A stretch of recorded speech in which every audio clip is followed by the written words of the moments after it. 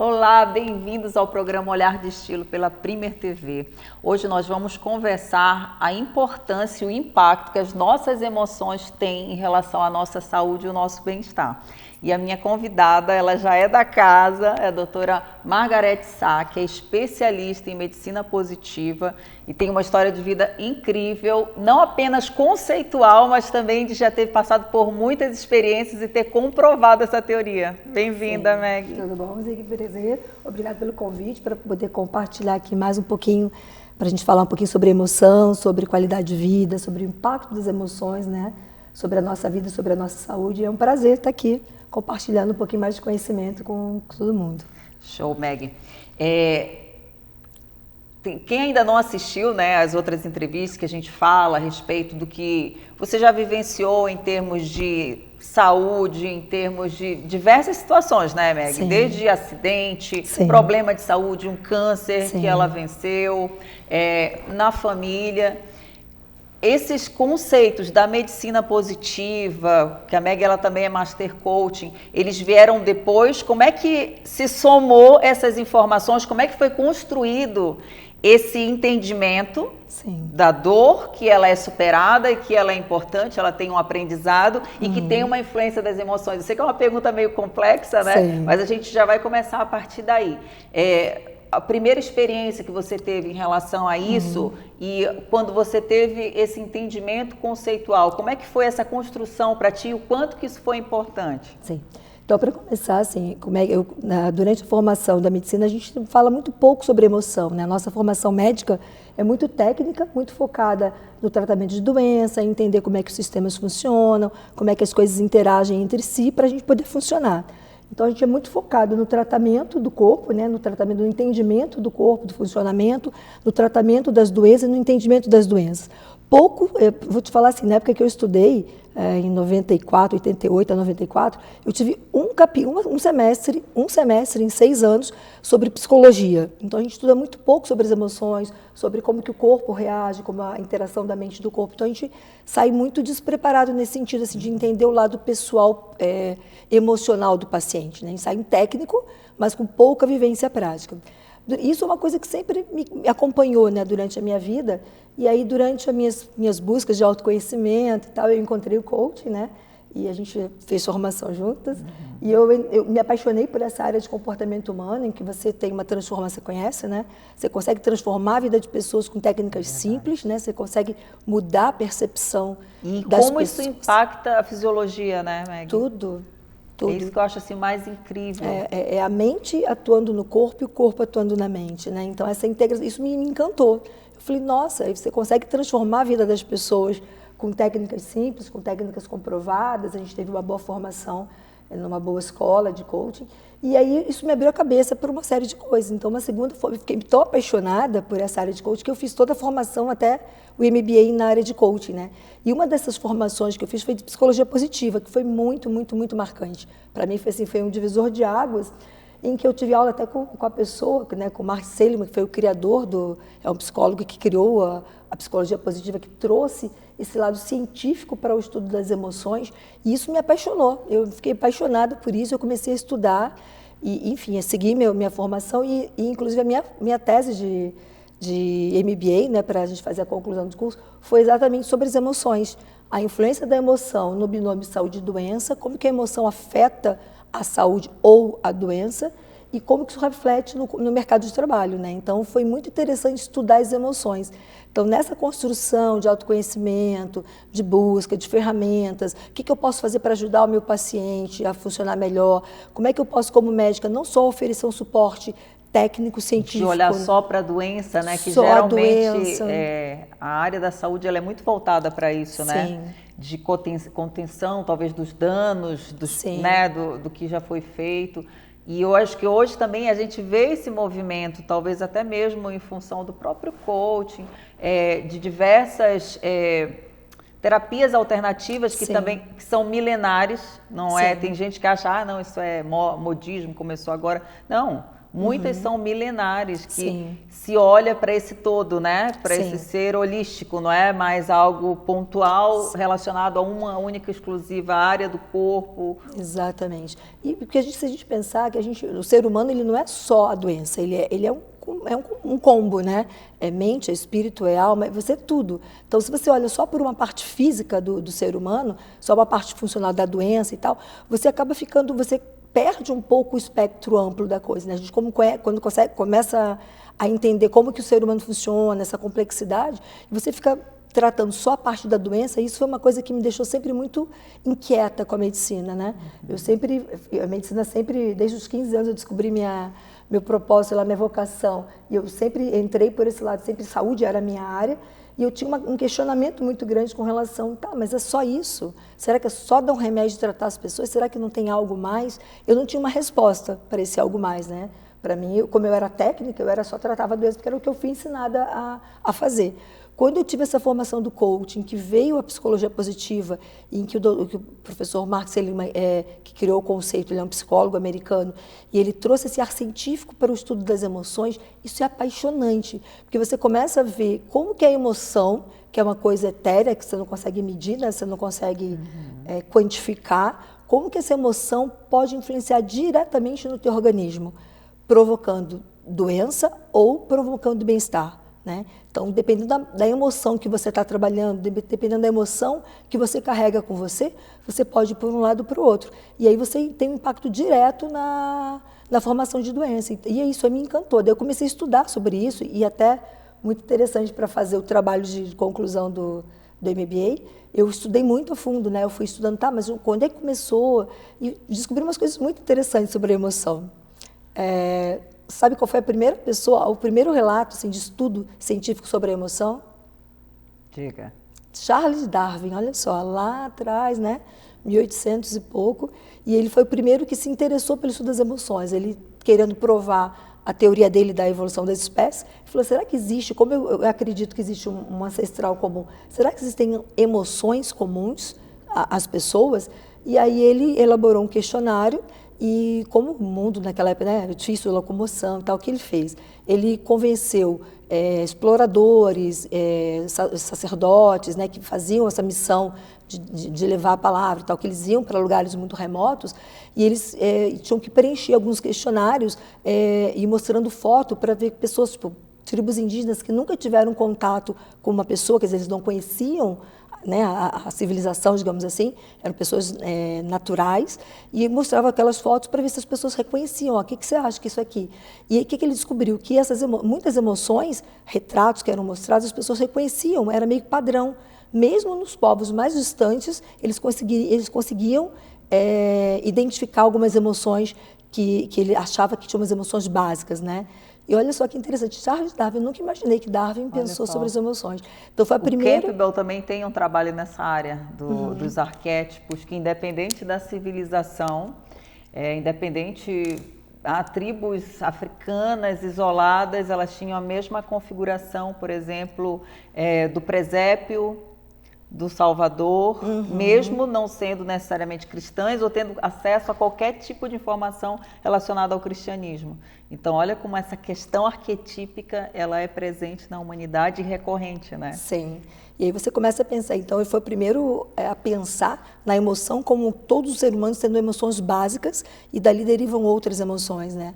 A segunda aí foi uma surpresa para mim, interessante. E a segunda pessoa que começou a pensar sobre isso foi mais ou menos na mesma época, 1900, foi Freud, né? Que ele começou a estudar as emoções, começou a trabalhar com essa questão das emoções, fez alguns estudos, alguns escritos, né? Depois dele vieram algumas outras publicações desse lado das emoções, mas foi o primeiro também que trouxe um olhar mais técnico como especialista, né? Digamos assim. O Darwin era mais um pesquisador no sentido de comprovar a tese dele da evolução das espécies. Mas o pesquisador mesmo foi o Freud, que trouxe o olhar científico para a emoção, porque até então a emoção era tida como uma coisa etérea, a emoção é uma coisa meio boba, né? Você tem que ser sério, né? A emoção não faz parte da vida de adulto, digamos assim. Então sempre foi renegado a um segundo plano a emoção. E hoje a gente sabe que as emoções, elas são importantíssimas para tudo, né? A emoção faz a gente funcionar, Sim. né? A emoção, ela está por trás de todas as coisas que acontecem na nossa vida, seja uma emoção positiva, seja uma emoção negativa, né? E aí, depois dele, vieram alguns outros pesquisadores, até que em 2011 veio Paul Ekman, que fez um trabalho sobre... Maravilhoso. Exatamente, até ele embasou aquela série Light to Me, né, que era um especialista, sim, que estudava as microemoções, as expressões faciais, que a emoção se expressa fugaz, né? Sim. E o que ele descobriu? Mais de 10 mil emoções pela combinação dos 44 músculos faciais que a gente tem. Essa mistura das combinações dos músculos permite 10 mil emoções diferentes. Olha que riqueza de...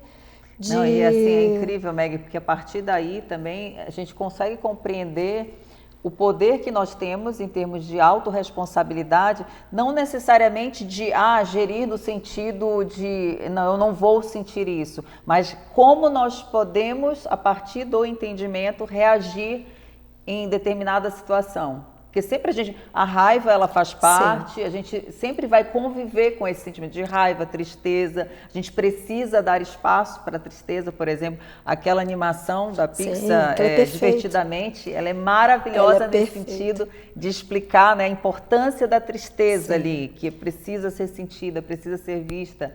E às vezes a gente acha que não pode sentir. Não, tem que sentir, tem que trabalhar isso, essas emoções. Exatamente. Não sentir não existe. Então você tem que entender, aceitar e trabalhar aquela emoção. Aquele filme é fantástico. E foi o Paul Ekman que ele deu uma assessoria na condução do filme, ele foi ajudando. Inclusive as 5 emoções que tem lá representadas no filme são uma das 5, das emoções básicas, sim, né? Que é raiva, alegria e tal. Então, tu vê ali, emoções positivas com emoções negativas e como que aquilo convive no cérebro humano. E como elas são importantes, né? Cada uma no seu papel, né? Então, quando a gente fala de emoção, não estou nem falando da positiva nem da negativa. As emoções, de uma forma geral, elas são importantes para a gente funcionar. É o pano de fundo para a nossa vida. Exatamente. Né? E como que a gente lida com isso? Então, a gente entendendo que a emoção existe, entendendo, né? Agora eu falando como profissional médico, a gente vê muito em pronto-socorro. Eu trabalho há 28 anos que eu sou médica e eu já trabalhei muito em pronto-socorro, já trabalhei em todos os pontos, né? Hospital, posto de saúde. E o que eu já vi muito em pronto-socorro pessoas indo procurar um pronto-socorro com uma angústia, com um mal-estar, com um desconforto, uma emoção que está se expressando ali de alguma forma. Não é uma doença, de fato, né? A síndrome do pânico, né? Os sintomas da síndrome do pânico são um exemplo assim, muito clássico que eu acho disso. E quando a gente fala você sente fisicamente. Exatamente. Então, isso que você falou que é bem importante. Quando a gente fala de emoção, não é uma coisa só da alma, de você sentir uma coisa dentro do teu coração. Isso repercute fisicamente no teu corpo. Então, existem várias pesquisas que o Dr. Mark Seligman tem conduzido, e hoje os laboratórios de pesquisa na área de psicologia, que está indo muito por esse lado, eles estudam fisicamente, quimicamente, o efeito das emoções. Então, por exemplo, uma pessoa que tem raiva, né, que ela é uma pessoa raivosa, uma pessoa que cultiva esse sentimento negativo, o que acontece fisicamente, quimicamente no corpo dela? Então, existem trabalhos, por exemplo, que mostram o efeito da raiva com doenças cardiológicas. Isso é amplamente conhecido, né? Mas o aumento, eles fizeram um trabalho muito interessante com freiras e executivos. Eles queriam saber se a raiva era relacionado à pessoa ou à sua atividade. Então, freira, teoricamente, é uma pessoa mais elevada, que reza, né, que tem sua vida dedicada à oração. Então, seriam menos raivosos. Menos estresse do que alguém que está no meio corporativo. Isso, um meio corporativo, que é o meio agitado, de competição, uma coisa mais acirrada. Então, seriam pessoas mais estressadas, com mais raiva, com mais nível, né, um nível mais elevado. O que eles descobriram? Que o índice de doenças do coração, de infarto, em pessoas com raiva, tanto executivos quanto freiras, eram mais alto do que pessoas que não tinham raiva. Não importa se ele era um executivo ou uma freira. Então, na verdade, não era o que a pessoa fazia, era a emoção que estava por trás. Então, uma freira com raiva, assim, com raiva que eu digo, uma pessoa mais amargurada, uma pessoa que tem, né? Com dificuldade de lidar com as suas emoções, isso. Ela tem tanta chance de infartar quanto um executivo. Quanto um executivo que leva uma vida mais tranquila, que sabe lidar melhor com as suas emoções, que não tem tanto impacto, ele tem uma chance menor de adoecer. Então, não é o que ela faz, é como que ela lida com aquela emoção. Sim. Então, é muito interessante. Você começa a ver vários trabalhos. Um outro que eu me lembro aqui agora é o impacto do otimismo na gripe. Sabia disso? Acredito. Que a gripe ela se relaciona, né, psicossomaticamente ao excesso, à cobrança, que você está tão sobrecarregado que o teu corpo diz, ok, você não quer parar, então você vai parar na marra. Sim. Cai a imunidade e a pessoa ela vai para a cama mesmo e para. Adoece, todo mundo sabe, né? Só que o Mark Seligman provou cientificamente que tem realmente impacto. Então, por exemplo, quando a pessoa está gripada, o que acontece? O nariz fica congestionado, tem mais produção de muco, né? Você fica mais adoecido, você fica mais entupido, né? A respiração fica mais comprometida, você sente que o corpo está com baixa energia, que não está bem. O que ele fez? Ele media a quantidade de muco pelo peso do lenço. Então, um lenço vazio tem 10 gramas, um lenço com muco tem 15, então tem 5 gramas de muco. Então, ele ia quantificando a quantidade de muco que a pessoa suava o nariz durante um certo determinado tempo. Depois ele botava um corante azul e media a velocidade do corante chegar da narina até lá em cima. Então ele conseguia ver se chega rápido, está livre, se chega devagar, está obstruído. Então ele conseguia medir quanto de obstrução que tinha para poder quantificar ali. E uma outra coisa que ele fez também, ele dosou no sangue interleucina 6, que é uma substância importante que ela aumenta na questão da imunidade relacionada à gripe. O que ele descobriu? Que os otimistas, então ele pegava assim, um grupo de pessoas, fazia um questionário. Ele pegava os sanguíneos, e aí pelas respostas que as pessoas iam dando, ele falava assim, esse grupo é otimista, esse grupo é o pessimista, né? Tem menos otimismo. E ia fazendo toda essa dosagem. Expunha a pessoa ao vírus da gripe, que é altamente infectante, então todo mundo que se expunha se infectava. Depois ele fazia as dosagens da quantidade, da velocidade da passagem e da interleucina. O que ele descobriu? Que os otimistas produzem 3 vezes mais anticorpos do que o pessimista. E que tem menos muco, menos edema, menos tudo. 3 vezes mais, olha só. Em termos de imunidade, isso é muita coisa. Imagina, você, por uma questão de otimismo, de postura, né, de otimismo, pessimismo, que é você cultivar emoções positivas e tal, isso influi fisicamente no teu corpo. Então, se você gripar... Aquela pesquisa da molécula da água, eu acho ela fantástica, que mostra a influência que tem, aí entra também a questão do que a gente fala, né? Sim. Da nossa linguagem, ter uma linguagem mais positiva e, ao contrário disso, a gente é feito predominantemente de água, né? Sim. O nosso organismo, então... Isso daí não é algo, como você falou no início, é algo meio... etéreo, né? Etéreo, não, é algo físico, sim, fisiológico. Sim, então nosso corpo reage à emoção. Então, dependendo da emoção que você está cultivando, se é uma emoção positiva, se é o otimismo, se é o bem-estar, se é a alegria, se é o sorriso, se é o contentamento, a contemplação, você vai gerar alguns tipos de bioquímica no teu corpo que vai te levar o teu corpo por um caminho. Né, o caminho do bem-estar, da vida saudável e tal. Mas, por outro lado, você tem uma vida que você cultiva pensamentos ruins, uma pessoa que está sempre de mal com todo mundo, sempre brigando, sempre zangada, sempre, né, olhando com foco sempre no negativo das coisas, você vai liberar uma outra química no teu corpo, com cortisol, com adrenalina, com os hormônios do estresse, e isso vai gerar uma outra química, um outro resultado no teu corpo. Sim. Então, é a emoção liberando uma química que vai provocar uma reação. Então, isso é muito legal. E a gente consegue controlar a emoção. É isso que eu ia falar. A gente é tão responsável, isso é tão importante de entender, a nossa autorresponsabilidade nesse processo. Porque o que acontece? Às vezes a pessoa, ela se alimenta, porque a gente não se alimenta só fisicamente do que a gente consome, o que a gente come, o que a gente bebe. A gente alimenta as nossas emoções através do que nós consumimos, através, por exemplo, de vídeos, de filmes, principalmente de filmes, né? Sim. Então, a pessoa que, por exemplo, ela quer trabalhar esse aspecto mais positivo, ela não tem que passar o dia inteiro, ou então o final de semana inteiro, que seria aquele momento para recuperar a energia, consumindo filme de psicopata, filme de tortura, filme com uma violência extrema, porque isso vai afetar essa fisiologia. Sim. Não tem como a pessoa, depois de assistir um filme com um alto grau de violência, estar super feliz, super animada, porque isso afeta. Sim. Então, assim, a gente tem que ter essa responsabilidade, não é só no que a gente ingere, no que a gente escolhe, mas também nessas escolhas emocionais. Porque tem pessoas que têm mais facilidade em lidar com as suas emoções e outras têm mais dificuldade. Isso é diretamente relacionado ao que ela consome. Sim. E eu vejo muito isso, pessoas Sim. que adoram assistir, e às vezes não é nem, às vezes é cultural, às vezes a pessoa cresceu num ambiente que isso era estimulado, só que chegou o momento da gente ter essa responsabilidade, não, mas eu não quero isso mais para mim. Sim. Eu sei que isso daí vai ter um impacto fisiológico. Sim. Então eu escolho o que eu quero. Eu quero melhorar a minha imunidade, eu quero me fortalecer, Eu quero ser uma pessoa mais otimista, e eu sei que isso daí tem um impacto positivo em todas as áreas da minha vida, ou não, deixa a vida me levar e tá tudo certo, a vida é difícil mesmo, né? Aí vem todos aquelas crenças se fortalecendo, aquelas crenças que só nos deixam para baixo. Sim. E como você está falando, assim, quando a gente fala de alimentação, alimentar o nosso corpo, como eu falei antes, corpo e alma é uma coisa só, né? A cabeça, o corpo, uma coisa integrada na outra. Não tem como você separar a mente do emocional, do físico. É um combo só, é tudo uma coisa só.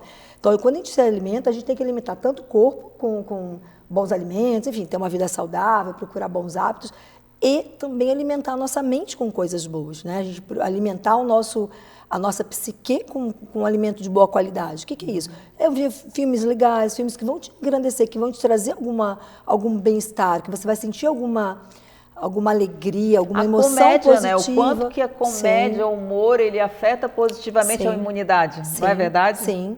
Então, você usar recursos, né? Não é que, nunca posso ver. Claro, pode ver. Mas eu conheço também pessoas que só se alimentam, eles só se abastecem desse tipo de produto. E é claro, a nossa cabeça é uma caixa, você vai jogando tudo ali. E o nosso corpo vai quando precisar tomar uma decisão, ou vai precisar fazer alguma coisa, ou mesmo internamente, né, lá nos nossos circuitos internos, ele vai buscar o quê? As nossas referências. O que está dentro da caixinha lá que eu vou pegar de referência? Perigo, violência, dor, sofrimento, a vida é muito difícil. É tudo muito duro, não dá. Então, se você bota referências positivas, na hora que você tiver que tomar uma decisão e o teu cérebro precisar buscar essas referências lá dentro, ele vai buscar o que tem. Então, se você alimenta a tua cabeça com coisas positivas, com boas ideias, com bons filmes, com uma postura positiva perante a vida, né? Não estou falando de autoajuda, não estou falando isso, é uma coisa física. Você pensar sobre, cara, o que eu quero? Eu posso ver um filme assim ou assado? Que filme que eu vou ver? Que tipo de comportamento eu vou ter? Que lugares eu vou frequentar? Que tipo de pessoas eu quero do meu lado? Que a gente também tem alguns amigos que às vezes são vampiros, né? Que círculo de amizade que eu estou tendo aqui, né? Quais são as referências que eu estou alimentando no meu cérebro? Porque em algum momento o teu cérebro vai buscar essas referências lá dentro. E aí, o que você está botando lá dentro? Então, se você cultiva bons valores, se você cultiva boas crenças, né? Crenças positivas fortalecedoras, que não, eu consigo, eu posso, eu vou conseguir, eu vou dar conta. Né? Se você vai se alimentando de coisas positivas, isso vai acumulando lá dentro. Em algum momento isso vai ser usado de referência. E isso o que acontece? Você vai despertar uma emoção por conta disso. Eu sempre brinco, quando eu dou aula ali no CESUS, que eu dou aula de coaching em saúde, e eu sempre falo assim, como se nós tivéssemos um farmacêutico na nossa cabeça. A gente tem uma farmácia de produtos ali, como se fosse uma farmácia, chega lá no balcão e você fala, eu quero tal remédio. O farmacêutico vai lá e pega o remédio e traz. Então, nós temos um farmacêutico de plantão na nossa cabeça. Que tipo de emoção você vai gerenciar, você vai solicitar? Você vai pedir uma emoção positiva ou uma emoção negativa? Porque a gente consegue controlar a emoção. Sim. Então, se você está vendo um filme triste, é claro que você está estimulando o quê? Um pensamento de tristeza, de baixo astral, de alimentar um ciclo negativo e tal. Se você está vendo um filme positivo, você está alimentando, você está pegando o quê? Um hormônio de prazer, de dar risada. O farmacêutico está escolhendo um remédio que vai te dar bem-estar. Então, as referências que você coloca, isso é fundamental, que você colocou.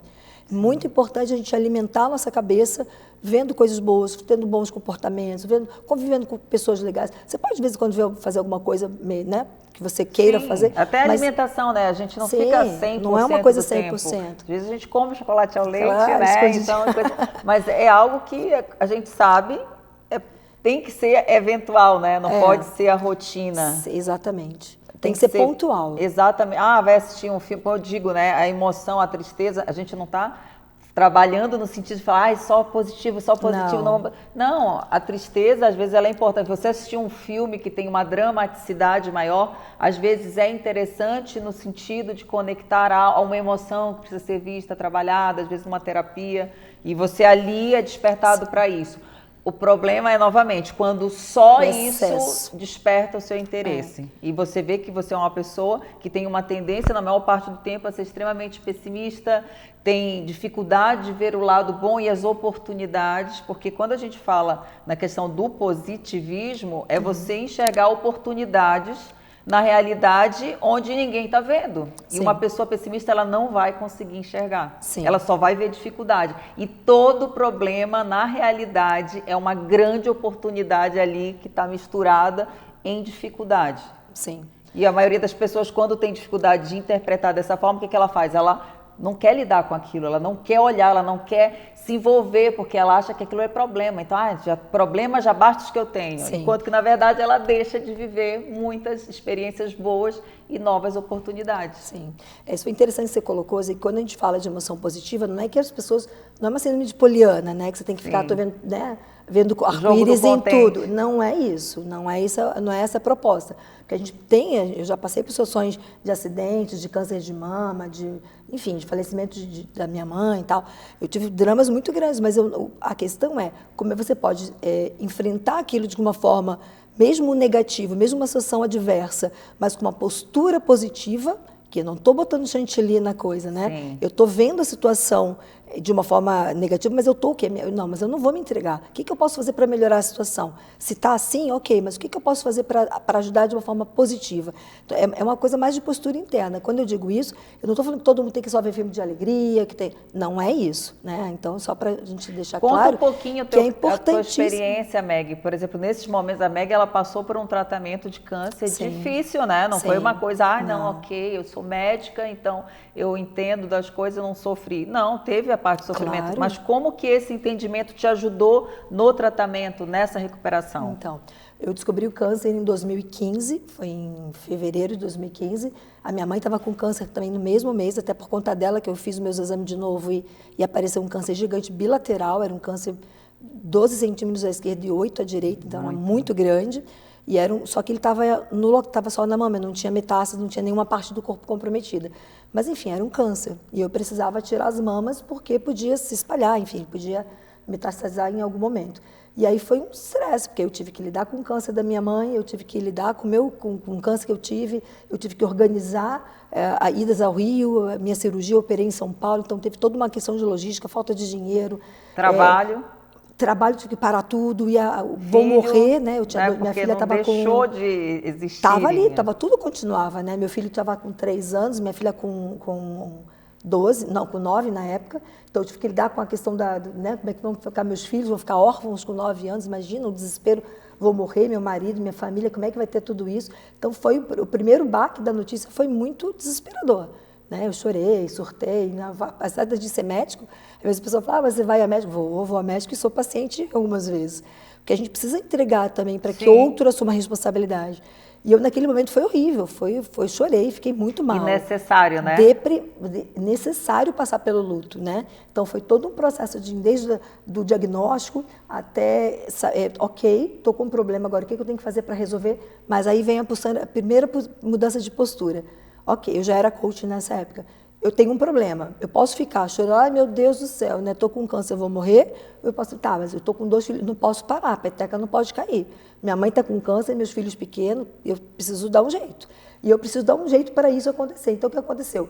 Eu mudei o foco, né? Então, eu posso ficar chorando, lamentando. Falei, não, o que eu tenho que fazer? Então, vamos fazer o que tem que ser feito. Tem que fazer cirurgia? Vamos fazer cirurgia. Procurei os meios necessários, precisei tirar as 2 mamas e te digo assim, que foi um dos momentos mais terríveis da minha vida, assim, quando uma coisa é você ter uma ideia, assim, vou precisar fazer uma cirurgia. Outra coisa é quando você tira a atadura e passa da cirurgia, que você se olha no espelho, tipo, né? Então, imagina uma mulher jovem, sem as 2 mamas. Foi muito doído, assim, olhar no espelho ali e ver que realmente eu estava mutilada. É a dor emocional. A dor emocional. Eu chorei, eu sofri, foi muito ruim. E eu fiz um luto naquele momento. Foi importante fazer o luto, e o que eu já estava falando no começo, é importante a gente se entregar à emoção negativa quando é necessário, é importante ver o luto. Quem finge que não tem o luto, mais para frente vai acontecer. Depois eu até vou contar uma situação que aconteceu. Enfim, foi uma semana de luto. Depois dessa uma semana eu consegui, ok, vamos embora, eu estava me sentindo bem, falei, vamos para frente. E dali para frente eu consegui dar a volta e, enfim, eu usei os meus conhecimentos de coaching para mim, falei, cara, eu ajudo tanta gente, por que eu não posso usar para mim mesmo? Então eu comecei a usar as forças, né, usar o humor, que é a minha segunda força, para dar risada, para dar leveza no processo. Eu usei aprendizado, falei, cara, o que eu posso aprender com toda essa situação? Isso não foi por um acaso, né? Como é que eu posso ajudar outras pessoas com isso? Então, fiz relatos assim, de coisas que eu podia aprender. Vitalidade, que é a minha 4ª força. Falei, cara, Se eu ficar deitada, eu fiquei uma semana, 9 dias certinho deitado. No 9º eu falei, cara, eu tô bem, eu tô me sentindo bem. Já que vitalidade é minha força, vamos botar minha força ao meu favor. E você entende que não é achismo, e olha o quanto que as emoções, é um esforço. Né, elas vêm junto e elas trabalham nesse processo todo de recuperação. Meg, a gente vai ter que fazer outra entrevista, né, para continuar a segunda parte dessa entrevista, para dar continuidade, porque o nosso tempo já acabou. Esse papo tá muito gostoso. Falar de emoções é sempre muito bom, É uma né? delícia, né? E assim, ainda mais quando tem esse ingrediente a mais da superação, Sim. que eu acho que é isso que é o principal de todo, é ver que independente da dificuldade que atua, né, são nossa, e que é possível. A gente consegue fazer, a gente consegue trabalhar, a gente tem Deus do nosso lado, né, nos ajudando, nos mostrando o caminho. E eu queria te agradecer pela contribuição. Muito bom, passou muito rápido, né? Muito rápido. Então, vamos marcar uma segunda conversa. E essa mensagem final que eu queria deixar então aqui para vocês que estão me assistindo, né, para o público da Zig, é que a solução, né? A gente não, a emoção negativa é importante, a gente vivenciar o luto, vivenciar o momento de tristeza e procurar alternativas, não se entregar, porque senão a gente sucumbe, né? Então, a solução, há técnicas, há formas, né? E por isso que eu queria até esse método da medicina positiva para ajudar as pessoas a transformar esse momento negativo num momento de valor, né? De dor e superação. De dor e superação. Nada é em vão, tudo tem um porquê e é importante a gente pesquisar isso. Meg, obrigada. Tá bom? Obrigada por todo mundo. E posso pedir, se vocês quiserem me acompanhar, Medicina Positiva no Instagram, no YouTube, vocês só colocarem Medicina Positiva, vocês conseguem me achar lá. Tem bastante material legal que eu estou colocando. Verdade, ela sempre está colocando bastante conteúdo, segue lá e ela sempre está tirando dúvidas também a respeito desse tema. E hoje nós ficamos por aqui, semana que vem tem mais, a gente conversando sobre esse tema de saúde, de superação, de transformação. Um beijo, até semana que vem.